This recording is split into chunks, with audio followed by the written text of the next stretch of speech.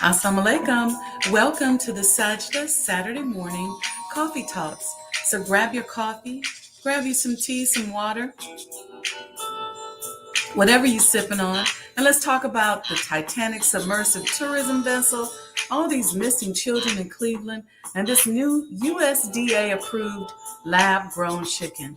Wake up a friend, like and subscribe, grab your coffee, and we'll be right back.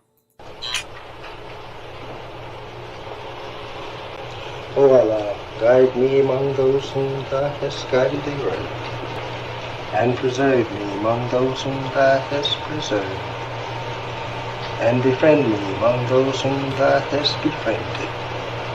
Bless me in whatsoever Thou dost grant me, and deliver me from the evil of what Thou hast judged. Surely Thou judgest, and none can judge against Thee.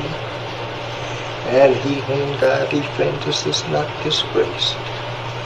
Blessed art Thou, O Lord, and exalted be Thee above what they set up besides Thee. I bear witness, nothing deserves to be served besides Thee. And I bear witness that Muhammad is Thy servant and apostle. Amen.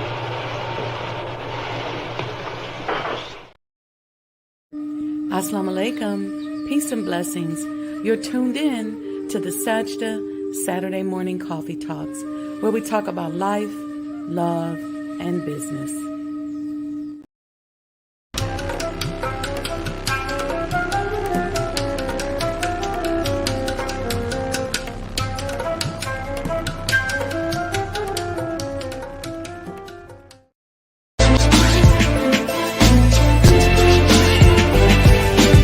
You belong to yourself. You're an independent people, created from the nation of free people. Yes, sir. You don't need to go nowhere but to yourself. Yes, sir. There will be a great separation. Yes, sir. So I said, it is on now. The college is meant to prepare you for your future.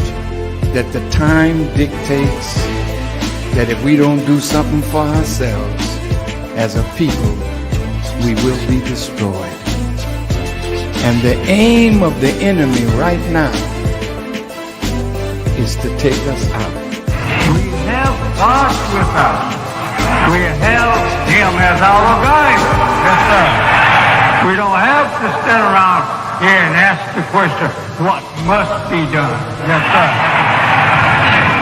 And let's go and do something. Yes, sir. We cannot sit down. We cannot lay down. Yes, sir. We must get up. Yes, sir.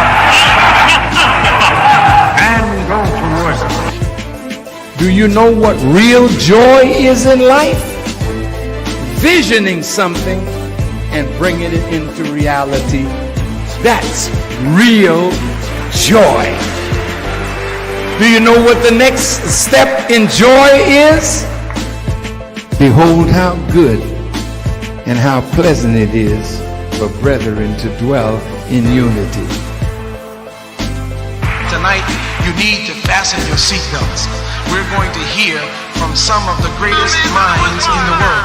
I don't know about you, but I'm tired of trusting our future and the future of our children into the hands of those who don't love us. I believe we need to revitalize black leadership.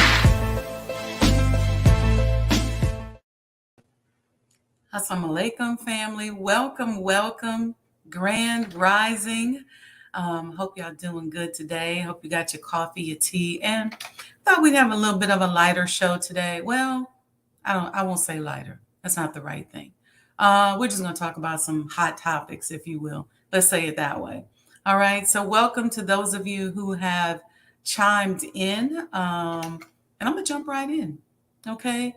So this week for me turned out to be a good week. I am in the process of discovering a new spiritual gift. And so I'm really excited about that. We'll talk about that at some point in time.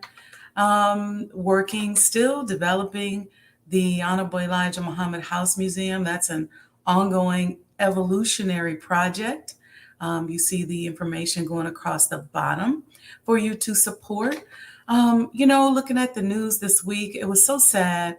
And I really had to say rest in peace to the members of the Titanic-bound submersive tourism vessel.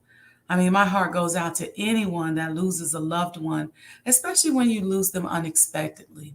You know, after days long, several days actually, massive search for the Titanic-bound submersible vessel that actually captured international attention. U.S. authorities announced the vessel had suffered a catastrophic implosion. And new information from a U.S. Navy source began to shed light on what happened. But before we dig into it a little bit, let me keep y'all abreast. Check out this video. Welcome to those of you in the chat. Good morning, Mom, Grand Rising. Assalamu alaikum. Alaikum salam, Brother Lamont, Sister Marva, all the rest of you out here who haven't said anything in the chat. I want y'all to be interactive in the chat today. Let me know what you think. But check out this. Check out this report. Let's play this for you. John Mauger. An ROV, or remote operated vehicle, from the vessel Horizon Arctic discovered the tail cone of the Titan submersible approximately 1,600 feet from the bow of the Titanic on the seafloor. The ROV subsequently found additional debris. In consultation with experts from within the Unified Command, the debris is consistent with the catastrophic loss of the pressure chamber. Upon this determination, we immediately notified the families. On behalf of the United States Coast Guard and the entire Unified Command, I offer my deepest condolences to the families. I can only imagine what this has been like for them, and I hope that this discovery provides some solace during this difficult time.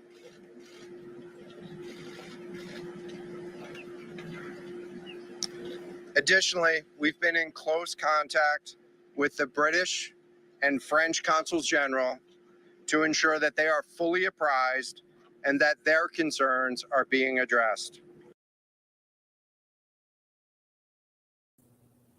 So I just wanted to play a few minutes of that so that you all can see what happened.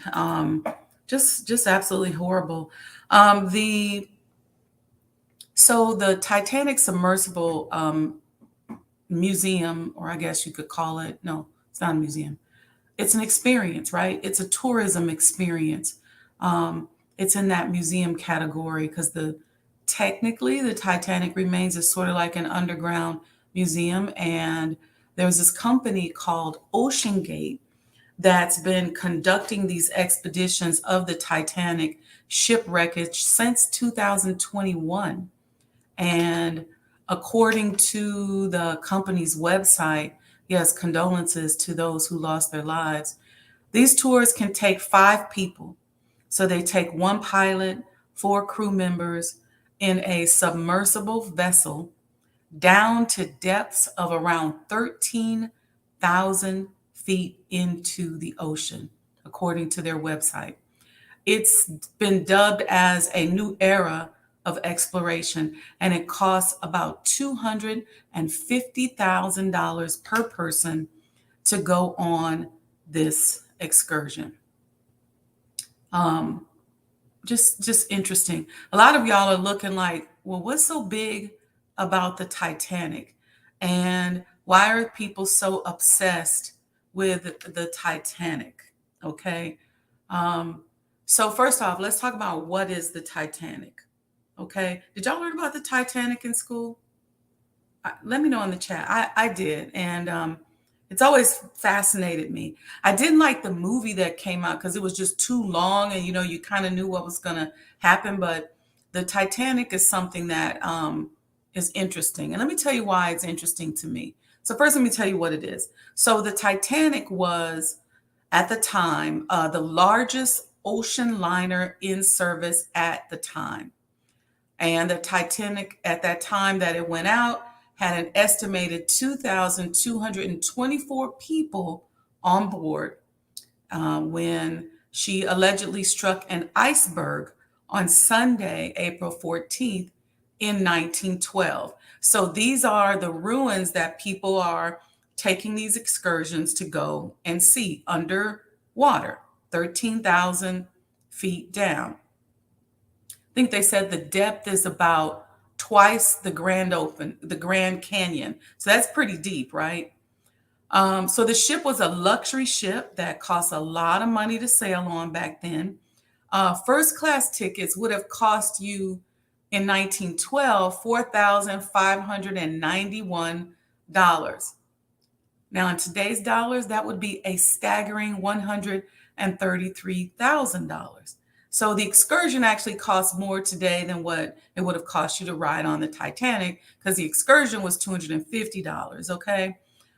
There were on the ship about 300 people who bought first class tickets. Second class tickets were about $1,800. Third class tickets were about $1,000. And when the ship took off, it was only about 50% full.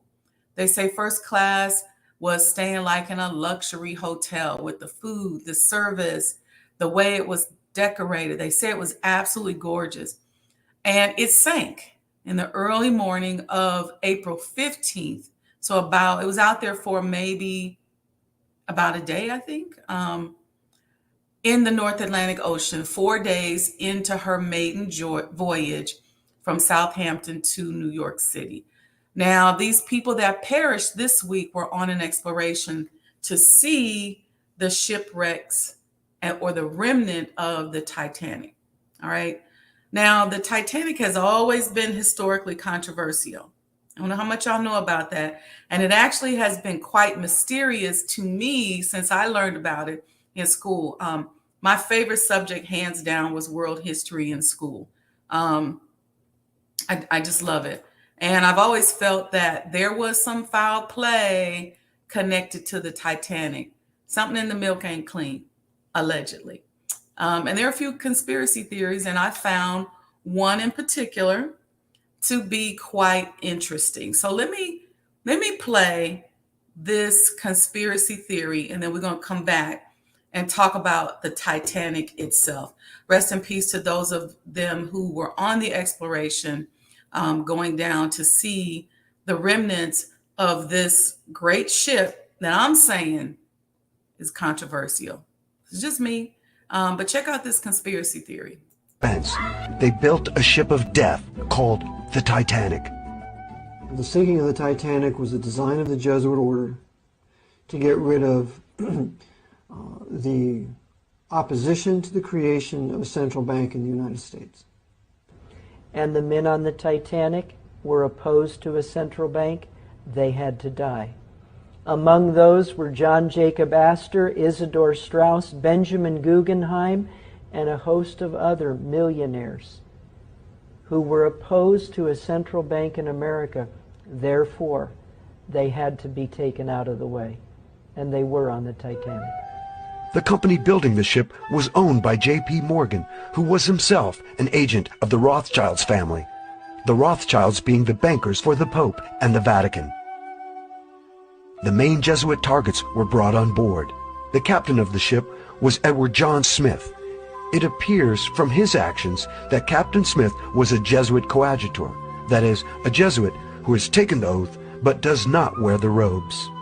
A coadjutor blends into the scenery and never looks like a Jesuit priest. It is a veteran sea captain, Edward Smith, who orders the ship to travel through an 80-square-mile ice field at full speed on a moonless night. There had been over 8 telegrams warning the captain of the danger. He's warned 8 times, slow the ship down, slow the Titanic down, you're going too fast. Not once stopped. knew there was an iceberg field up ahead, knew that he should have slowed down, but didn't. And so you look and you say, how was it that this man could go headlong into a field of icebergs and not slow the ship down, not be more careful? The only conclusion you can draw is, as a coadjutor of the Jesuit order, right through the line, the chain of command, he was told, sink the ship.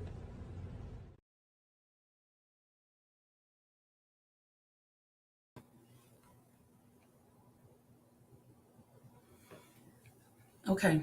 That's all alleged. Rest in peace to those who passed on the submersive experience and to those who passed on the Titanic. Some of you all know this, that at the age of 6, we are taught that Master Prophet Muhammad saw himself pushing the Rockefellers and the DuPonts into a lake of fire. And even in business school, I've always studied the architecture of American capitalism. I've watched the men who built America over and over. In fact, about it, I'm studying it again now.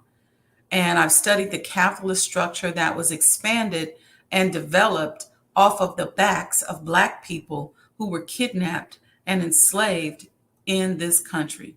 So the video I just showed talked about the Titanic's alleged connection to the American Central Bank. And whenever you study banking and finance in this country, the free labor that gave this country its head start must be acknowledged and revered. Okay, so now, what is the American Central Bank? Let me tell you about that real quick.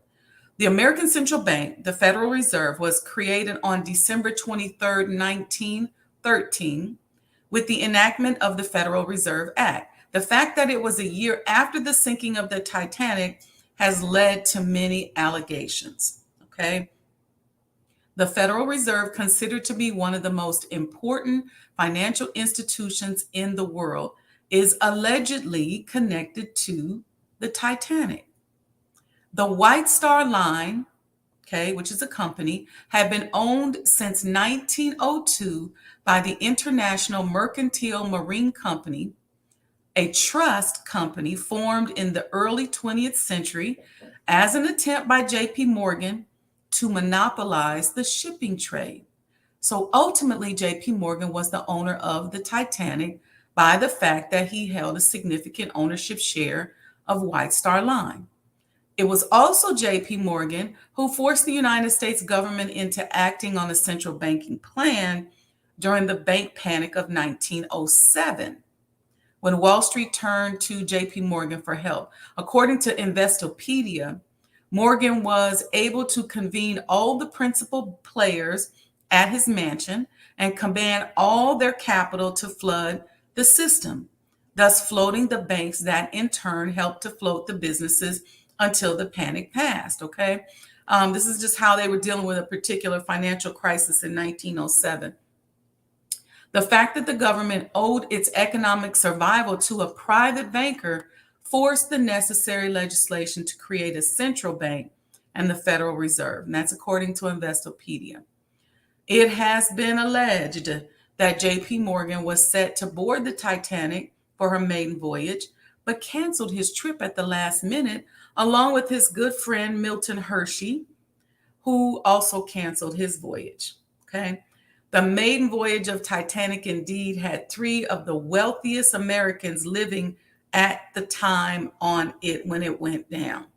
You had John Astor IV, who was said to be the richest man in the world at that time, Benjamin Guggenheim, and Isidor Straus. According to theories, allegedly, as J.P. Morgan was planning to form the Federal Reserve, he allegedly killed off any potential threats by ensuring rival millionaires Jacob Astor, Isidor Straus, and Benjamin Guggenheim, who all allegedly opposed the forming of a central bank, perished aboard the Titanic. Now, who was not on that Titanic that was supposed to be? You had Mr. A.G. Vanderbilt. I don't know how many of y'all know about these people. You had Mr. Robert Bacon and Mr. Milton Hershey, in addition to J.P. Morgan. So I just thought this was some powerful history for y'all to check out. I'm always studying the history of the development of the American economic system, and I couldn't help but think about it when I saw the unfortunate demise of those that had taken the excursion. So again, rest in peace to them. Before we go on to our next topic, let me see what y'all saying in the chat. Some of y'all are sending the greetings. Some of you are sending your condolences to the families. You said you've read about the Titanic. People like, wow, wow. Yeah. Yeah.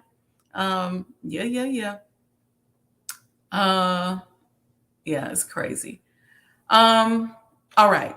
So, but to me, the real headline this week is the fact that over 30 children have been reported missing in Cleveland, Ohio, in the past 4 weeks. So we're going to take a quick break and come back and talk about these 30 children who have been reported as missing in Cleveland, but ain't nobody talking about it. We're talking about the submersive experience. We'll be right back.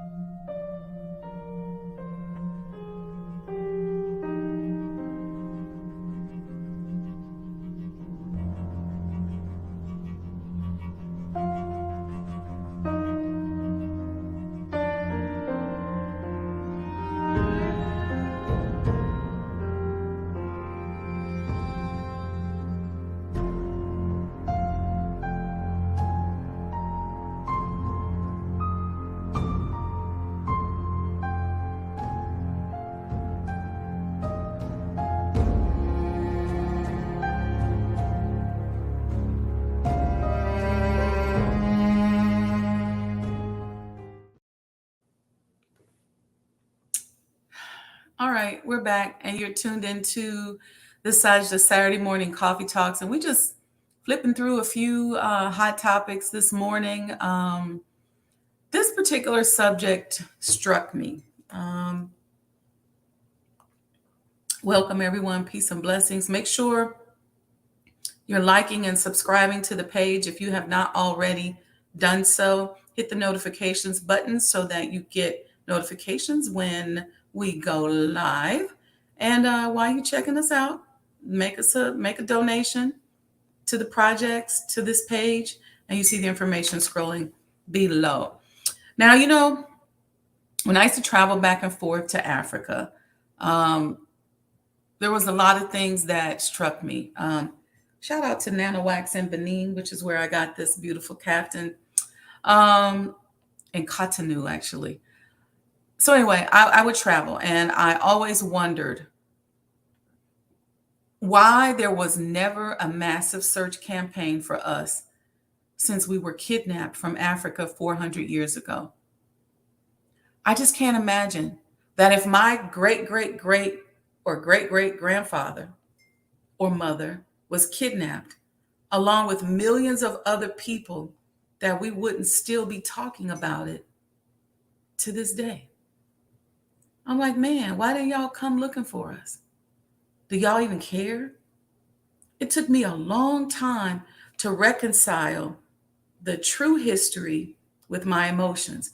And the more it took me to really study, the more I studied and aligned the history with prophecy, then I began to come into a deeper understanding. And I began to understand that there were some efforts to search for us. There was some small conversations about it.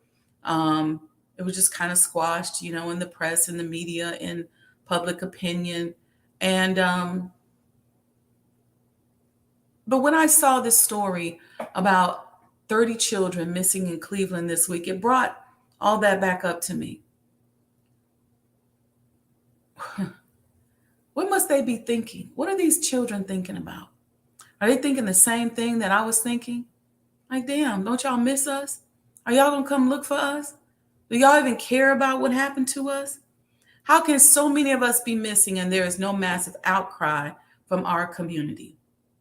These missing children are daughters, their sons, their nieces, their nephews.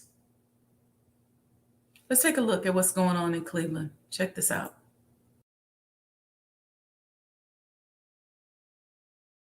We begin tonight with alarming news out of Cleveland. Dozens of kids are missing there and what police are calling an unprecedented trend. According to Cleveland City Police records, before May 1st, 11 kids between 13 and 17 years old were reported missing this year. But in the month of May alone, that number tripled to 34. Even more troubling is that many of these teens don't have photos on the police site. And now the question hanging over investigators is what is driving this surge? Experts say runaways typically make up the majority of missing child cases. But now there are fears in Cleveland that some of these kids could be victims of predators. News Nation's Evan Lambert is tracking the latest developments on this alarming trend. Evan, what's going on? Well, Elizabeth, the law enforcement that we have been speaking with have not been able to give us a reason for what appears to be this surge in missing children cases in Cleveland. They do not believe there have been any large-scale abductions, but they have had some recent success in reuniting kids found in other parts of the state. Hey, I got to run her out of the vehicle. She's heading back towards the main drag. The U.S. Marshals Service is the premier federal agency responsible for tracking down violent fugitives. But another part of the job, they say, is just as important, looking for missing children. I have a daughter same age as you. So that just shows you how important it is. This is video from Operation We Will Find You, a U.S. Marshals mission that just ended with 225 missing children found in 16 locations across the country. But despite the success, there's a new challenge. Figures reviewed by News Nation show in particular Cleveland, Ohio, had 34 children reported missing in May, all still missing, according to Cleveland police data. Local and federal law enforcement are disturbed by the trend, but maybe more troubling, when asked if they knew the cause, no one can seem to point to it. You know, it's a great question. The straight answer is no. In 2021, marshals say more than 300,000 children were reported missing, 91% of them runaways, and 1 in 6 were likely victims of human trafficking. When you look at those numbers, right, that it almost, you know, takes your breath away to think that 1 in 6 kids out of that many kids are being potentially sexually trafficked. Federal data does point to the number of missing kids cases spiking last year from the year before, but the nationwide numbers are pretty significantly down from more than 400,000 in 2019. Elizabeth? All right. News Nation's Evan Lambert, thanks so much. Thank you for watching. Y'all just gonna ignore the fact that most of those children are Black? And in doing my research, when I looked at the actual missing persons list, looks like most of them by the names. I seen Deontay, DeAndre, Malaysia, Shantiqua. Those are our babies. Our babies. Nobody seems to know what's going on. Everybody's like, well, it's just amazing. We don't know what's happening. You know, this is what's happening. There was an article in the Minnesota Post entitled America's Appalling Reality. What's happening is that we don't care about our children. We don't care about our children in this country, and we definitely don't care about Black children in this country. If we cared about our children, a baby born in the United States wouldn't have a 76% greater risk of dying before their first birthday than one born in any other wealthy democratic country.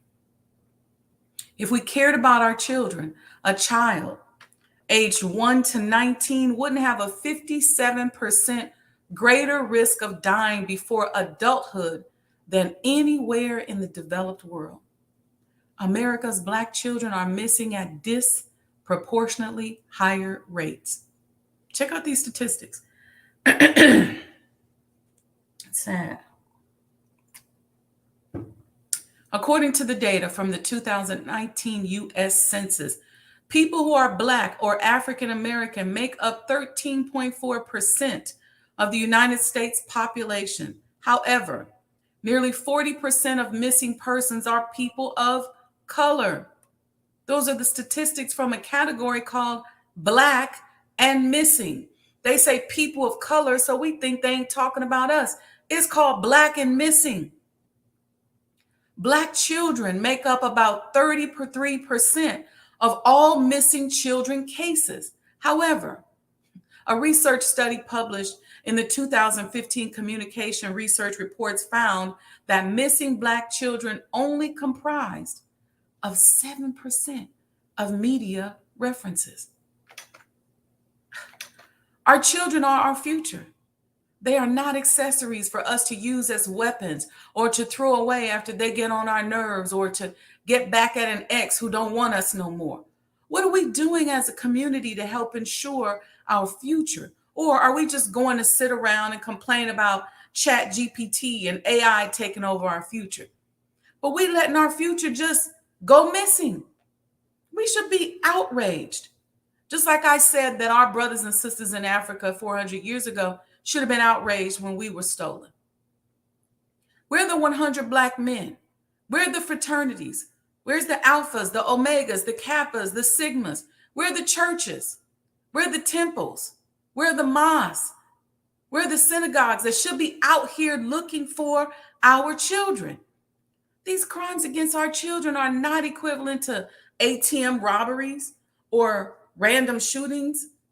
People are stealing our children. They're either taking them physically or they're taking them mentally. People are robbing us, once again, of our future. And when are we going to address the sexual underworld that exists in our community? I keep saying this. How many more teenagers have to be sex trafficked before we say something? See, we all need to do like they say at the airport. If you see something, say something. But we don't. Somebody knows where these children are. Somebody is sexually abusing a child right now. And somebody knows about it. And somebody is looking right at it. Let me tell you something. If you're grown and you make certain decisions about your life, that's on you. But if you are in that life and you see someone taking advantage of a child, say something. What kind of savages have we become where crimes are being committed against our children? They missing all over the country and we just turn our backs. It's one thing that we leave our health care up to the system. It's one thing that we leave our dietary choices up to the system. But you mean to tell me that they can take our babies can go missing, and we're not going crazy about it? It takes a village. If you see something, say something. Don't let a child suffer just because you don't want to get involved. To me, this is alarming. This is alarming. Let me know what y'all say in the chat. I see Brother Lamont said there is no outcry from us. I'm talking about from us. Stop talking about the Amber Alert. Stop talking about they need to be putting it on the highway. I'm talking about from us. Somebody out there know where these babies is at. And the majority of these children on these lists around the country are Black. But see, we so busy out here trying to have our sexual freedoms and having babies and not really caring about them, using them as pawns, that we're not even thinking about the fact that people stealing children. We're not in an uproar. We just watching. Oh, well, they must know her. That must be their relative. I don't care if it's their father, their mother. If the person has taken the child and you ain't seen the child, or somebody say they concerned that they don't know what happened to the child went to go be with their mother, maybe the father has custody and they ain't seen the baby, stop turning a blind eye to that. See, because what's going to happen if the children don't die, they're going to grow up, and who they going to hate? What kind of monsters are they going to turn into when they being around here, around all this bad energy? A child's place is with their parent. A young child's place is with their mother. To a young child, their mother is God until they grow up to learn otherwise. When they cry, they're looking for the breast. Their security, their whole development of their entire emotional system, their central nervous system comes from the comfort of their mother. And if people are stealing children and moving them around place to place to place, what kind of monster are you creating? And then they grow up. A lot of these are teenagers. They get trafficked and we say, oh, they ran away. Oh, they on drugs. They was gangbanging. Really? Really? We're just gonna let them go like that? Ain't nobody gonna say nothing about this crazy ass sexual subculture we have in our community? We need to start saying something. You see something, say something. Okay. All right. So the next thing I seen in the news that I want to talk about is this lab-grown chicken. These people mess everything up. Not the chicken. Not the chicken. All right, let's take a break. And we're going to come back and we're going to talk about this lab-grown chicken.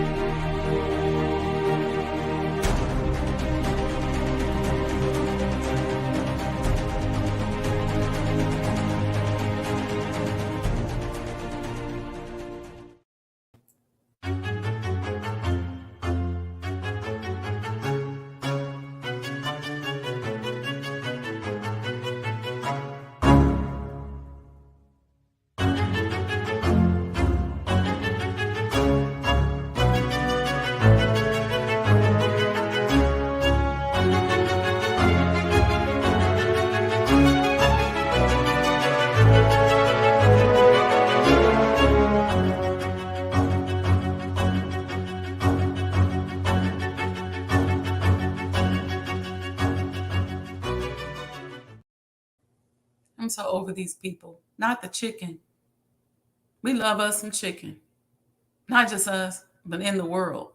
Everywhere you go, you travel around the world, everybody like chicken. Why can't y'all just leave the chicken alone? If we don't have enough chickens and it gets to be a shortage of chicken, just let there be a shortage of chickens. You can't manufacture or copy God's engineering or think you're copying God's engineering and not impacting what this stuff is doing to our body. All right, let me let y'all check this one out. Look at this.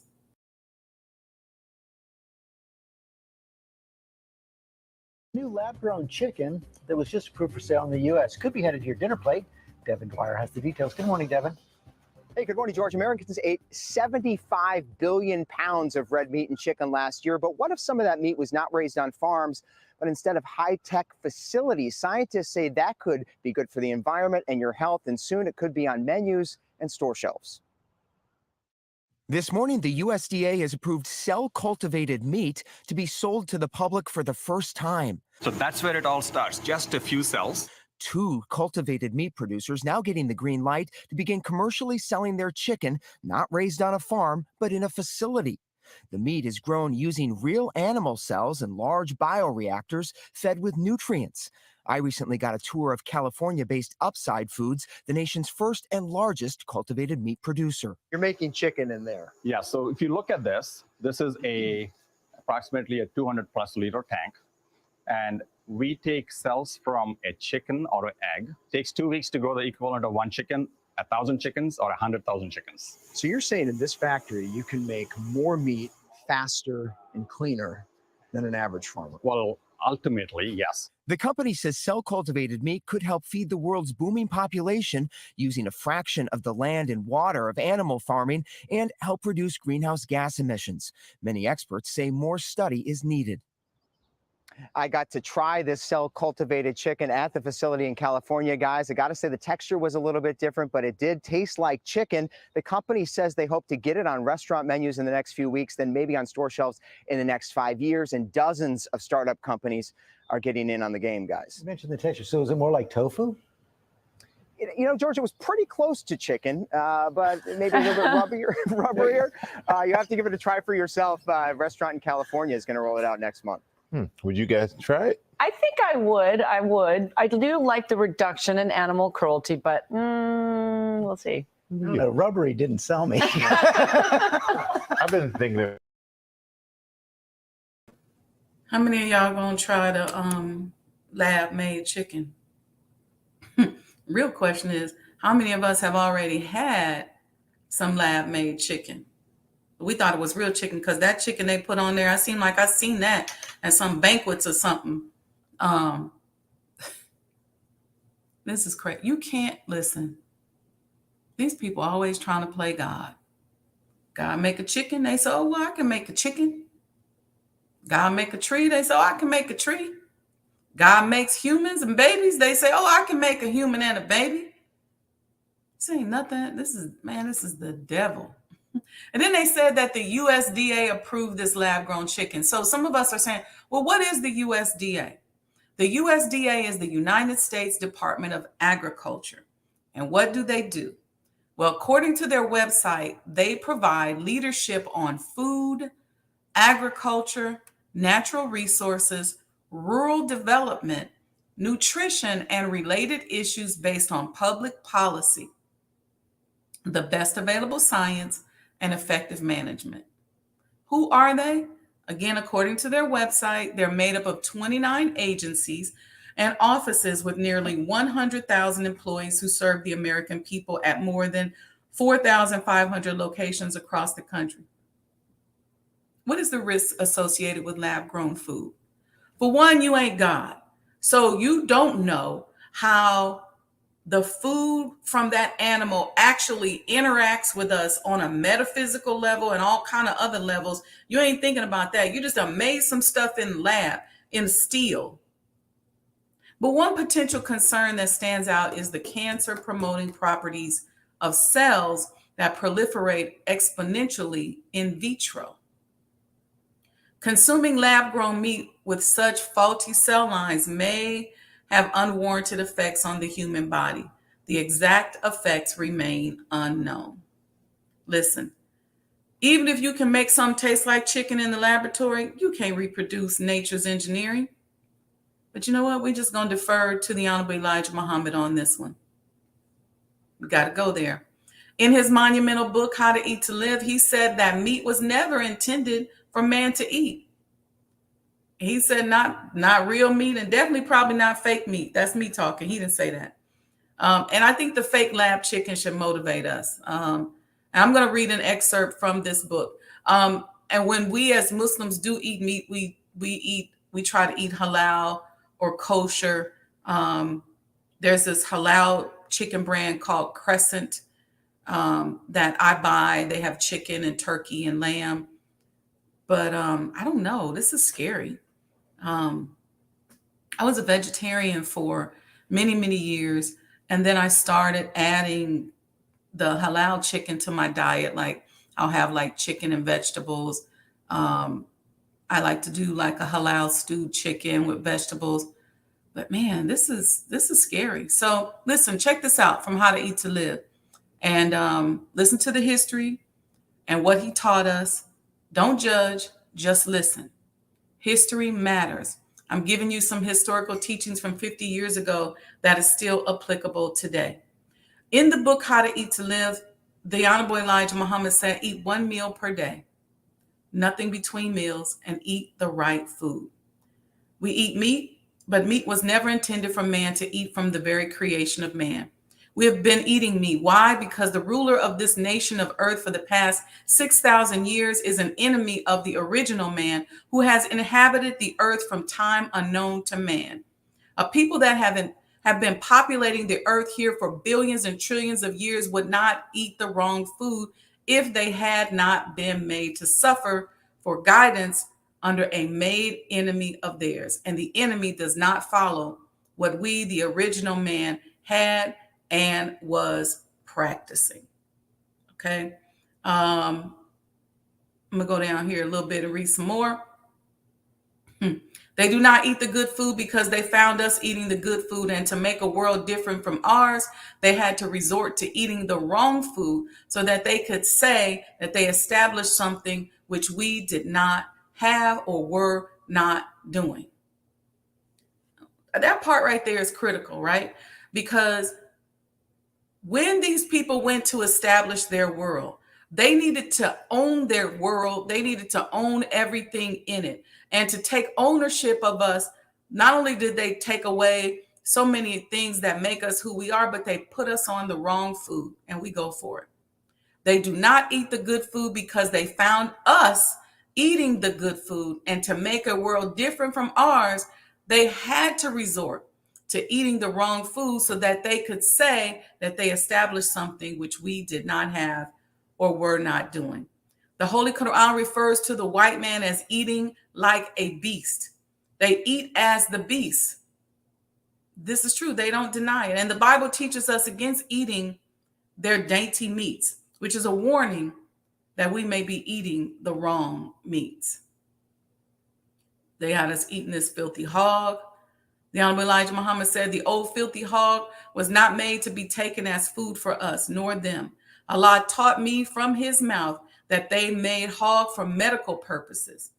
Since he was a weak human being created for the purpose of weakening the strong black man in every way possible, they knew he was going to carry lots of diseases because of the essence that they were made out of and the weak germ. This is what I'm gonna stop right there. I think y'all get. Listen, do not eat that which this book has warned you not to eat. Go and get your copy of How to Eat to Live, and do not eat like the beast every hour or two or whenever food is offered to you. People eat it. How do you live? Eating poison and keeping your stomach trying to digest food 24 hours a day. How do we do that? Let me see what y'all saying in the chat. I'm gonna play something for us from the Honorable Minister Louis Farrakhan in a few on how to eat to live. Lab-grown chicken. What y'all say? Some people said they seen it. Leisha says she's seen it too. I think I've seen it too. Yeah, they've been selling this. They just now approving it and letting us know. This is why we have to do for self. We got to grow our own stuff. It's just a factory. Just a nasty factory of all kind of stuff out here designed to kill us. And even if they were so naive and they didn't know what was going to kill us, I think we got enough evidence that this stuff ain't good for us. So anyway, let's listen to what the Honorable Minister Louis Farrakhan says about these chickens and these fake foods, and he didn't speak about it directly, but y'all get my point. Couple minutes and we'll be right back and we're going to close out. That's powerful. I heal the blind and the leprous, and I bring the dead to life with Allah's permission.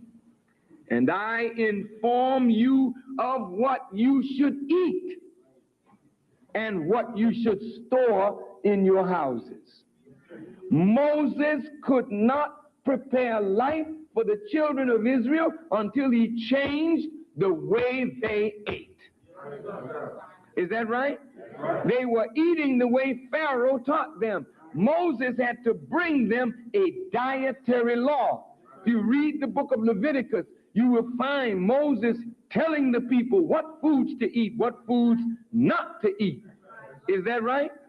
And the good Jews follow that to this day.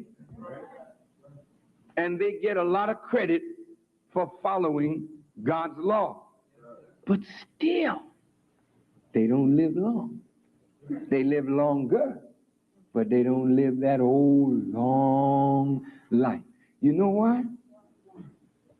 Because eating good food according to the law of life is not enough.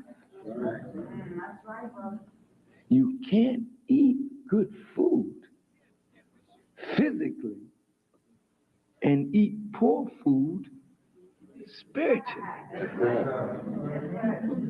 This got to be in harmony with this. So if you're going to put good food in your stomach, you got to put good wisdom in your head. And then, brother, you don't just eat to stay pretty. You eat to live. But what do you mean live? Good God. You all right? How to eat to live. What is live? What does it mean? Eat to live. Well, it means eat to live. Live means live. Means stay around. Means extend your days. Means a lot more than that. Yes, sir. How to eat to gain the physical strength to live. To live means to act in accord with living principles. To act in accord with principles that come out of the law of life, which is love. Listen now. A carnal mind, scripture says, is death. But a spiritual mind, the fruit of it is peace.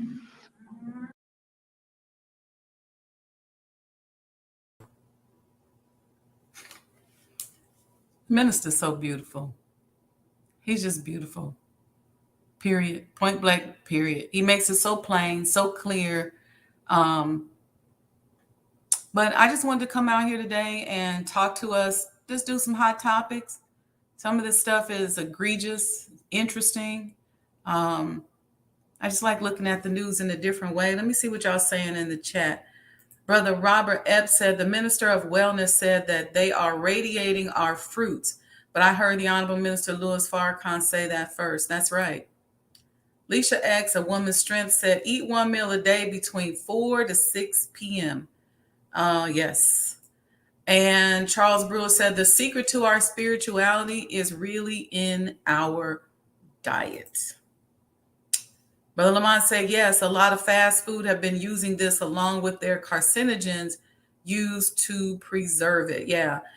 We have to really stop eating processed foods. That just has to be a rule in our lives.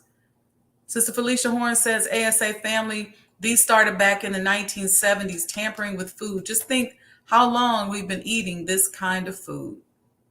Wow. Thank you, sis, for that. Sister said, I phase in and out with chicken. I stopped a couple years and then go back. Definitely prioritizing. Yeah, I'm with you, sis. I'm with you. They advertising the fake chicken the same way they advertise cigarettes at your own risk. That's right. Oh, man. The message just says stay away from soybeans as well. That's exactly right. Some of us give soy milk to our children. We buy formula from people, and the formula that we're giving our children causes autism. Look, the best food for our children is their mother's breast milk. That bonding, you want to bond your child to the warmth and the skin and the vibration of their mother and the mother's breast milk. You take your child off the breast milk, still stick a bottle off the breast, stick a bottle in their mouth, move them all around, let them get stolen, go, all this stuff that happens. And all we can do is pray that they come out okay. So anyway, yep. So people talking about, lots of activity in the chat today.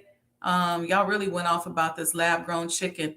So anyway, I just wanted to have the conversation. Thank you, Mom. Today, talk about the Titanic submersive. Rest in peace to the family and to the families, or to the people who lost their lives, and condolences to the families. Talk talk about what the Titanic really is. If you missed it, go back and check that out. And these children that are missing. If you see something, say something. Don't let this happen.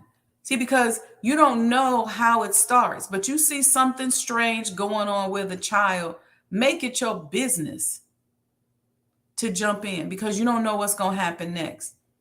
Is that child going to become trafficked? Is that child going to be taken and abducted? Are they going to grow up and at 13 be preyed upon by sexual predators? You know, stop being so freaky out here, wanting to do everything and anything sexually just to get off. And then it makes you turn a blind eye to what's happening to these children, these young girls and these young boys, because we so sex crazed. And if it kind of aligns with some fetish that we decided that we got, don't nobody say anything. You got grown people, grown Black men preying on 12, 13-year-old children, boys and girls. We turn a blind eye because that person might be a millionaire. They might be a billionaire. They may be somebody significant in our community. So we go, oh, okay, you know, they ain't nobody gonna say nothing. If you see something, say something. Somebody know where these babies are. All right. So anyway, with that, family, thank you all for watching today. Please continue to support the Honorable Elijah Muhammad House Museum. You see scrolling across the bottom a discount sale. If you use the discount code Messiah, MESSIAH, you get 10% off at checkout. SajdahHouse.com. Look, stay close. We are finalizing tomorrow our summer proof of concept tours. And what we've been doing, you know, when you're building a big project like this, you got to prove out the concept. Is it going to work? How should you do it? We did one set of proof of concept tours in February around Savior's Day. We have a few that we're going to do this summer, just so that we can begin to collect more data, understand how we should conduct the tours, what you like, what you don't like, what the vibration of the tours feel like. So we have some of those coming up. Some of you who are coming to the National Training Conference may get an opportunity to attend some. So stay close so that you get that information. We're going to send that information out first to the members who are the coin holders. Okay, so the coin holders are going to be the first people to hear about this information. And we've got some really, I told y'all I got some news last week that made me cry for 30 minutes. Because we got some really exciting support that I have to tell you about. And again, as always, I can't thank the Honorable Minister Louis Farrakhan for his continued guidance. And as we move out to raise these last funds, just remember that freedom ain't free. And I reposted yesterday on my Facebook page the talk that I did on the importance of urban historic preservation. So we love your twos and fews. Tag some people who want sponsorships, who say, look, I want one of those rooms. I got 25,000. I got 50,000. I want my name to go down in history. You know what's interesting? You saw us talking about the Titanic. We talking about these men, these quote unquote men who built America. They were around in many cases 100 years ago, and we still talking about them to this day. You can still walk in buildings and see their names in places where they sponsored the preservation of their history. I don't know about you, but I want to see us around 100, 200 years from now. I want people saying, I'm still feeding off the mind of Sajdah Wendy Muhammad. Just like Chase Bank is still JP Morgan Chase Bank. Vanderbilt's, the Rothschilds, the Rockefellers, these things that they built and developed, they made a conscious effort to preserve it. And so we have to preserve our history. So instead of blowing your money on a purse, on a bag, on a charm, on a car, spend it in preservation. And I'm going to tell you something. I think we need to have a movement among our people who are entertainers, who are athletes, to begin to spend their money in the preservation space. Let's preserve our history. Let's build our legacy. And we want to be that vanguard. We want to be that example to show people how important it is and what you can do. You don't have to agree with the person. You don't have to agree with the Honorable Elijah Muhammad. You don't have to agree with Booker T. Washington, W.E.B. Du Bois. You don't have to believe in Annie Malone and what she shared and sold. But you know what? We need to preserve the history so that we can understand how a person who looks like us thought and navigated in a world that was against us. Because let me tell y'all something. Everybody worried about Chat GPT and AI. If we don't put the right data out there and into the system, then as soon as 50 years from now, maybe even 20 or 10, when our history is Google, you know what's going to come up? It's going to be somebody else's version of our history. And our children will never know. So start investing in projects like this. It's bigger than what we think.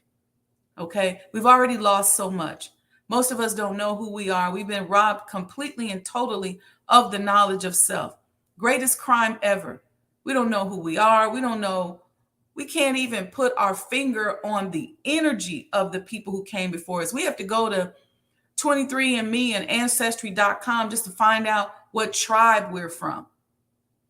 And we're so far removed that we don't even understand the importance of knowing the tribe. Look, when I found out that I was Fulani, and I found out that I was full on Fulani on both sides of my family, I am Fulani. When I have gone to Fulani villages and ate Fulani food, it changed me. It felt different. I was able to look at these people and I was able to see how they moved, how they navigated. And I said, that's me. So some of the things about myself that I might have been a little bit insecure about, it went away.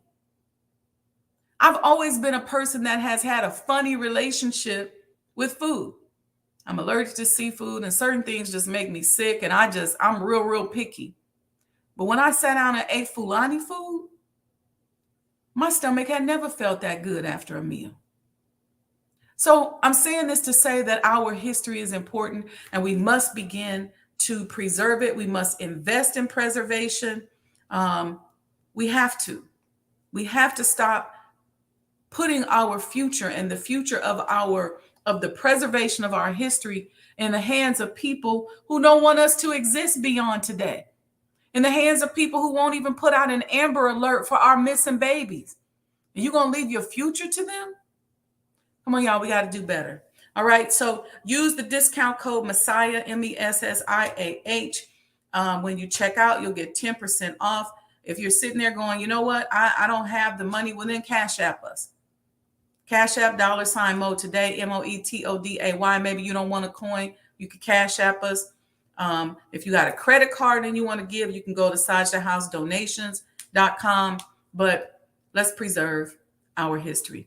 All right. Peace and blessings, family. Happy Saturday. Make somebody happy today. Show somebody that you're an asset. And if you see something, say something. Greetings, conscious entrepreneurs. Add the Mind of an Entrepreneur show to your Roku TV lineup and catch up on past episodes of all your favorite Mo Today shows.